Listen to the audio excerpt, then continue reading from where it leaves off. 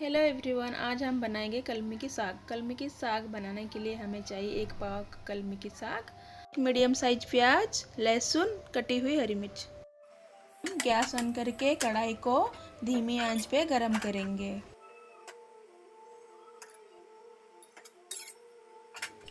कढ़ाई गरम होने के बाद 2 चम्मच सरसों का तेल डाल के गरम करेंगे। तेल गरम होने के बाद उसमें हम 1 छोटी चम्मच पंचफुटन डालेंगे।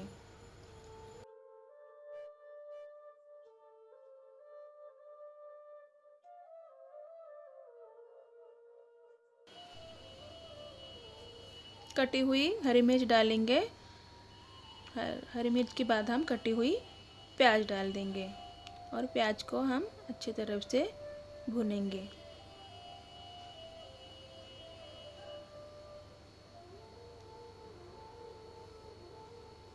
प्याज भुनकर गोल्डन ब्राउन कलर होने के बाद उसमें हम लहसुन डाल देंगे। लहसुन को भी हम तेल से अच्छी तरह से फ्राई करेंगे। देखिए लहसुन और प्याज अच्छे से हमारे भून गए हैं। उसके बाद हम कटी हुई साग को धीरे धीरे डालेंगे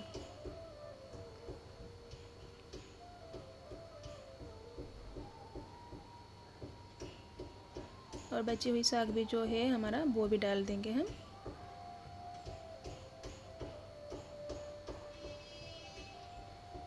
साग हमारा पानी छोड़ना शुरू कर दिया है। उसमें हम नमक डाल देंगे लगभग आधे चम्मच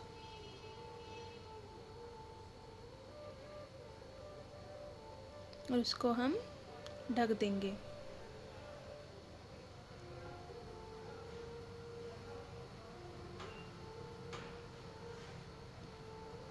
देखिए 2-3 मिनट के बाद हमारा साग पक गया है ठीक से।